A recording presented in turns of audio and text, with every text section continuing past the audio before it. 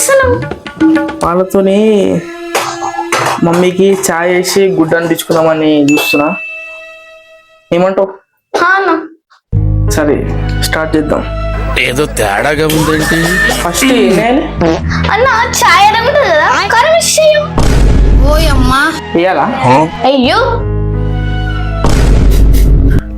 అది ఉంటా చూడు, బ్లాక్ కలర్ లో ఉంటా చూడు, అవి అవ్వన్న ఆవాలు ఆవాలు ఆవాలేనా?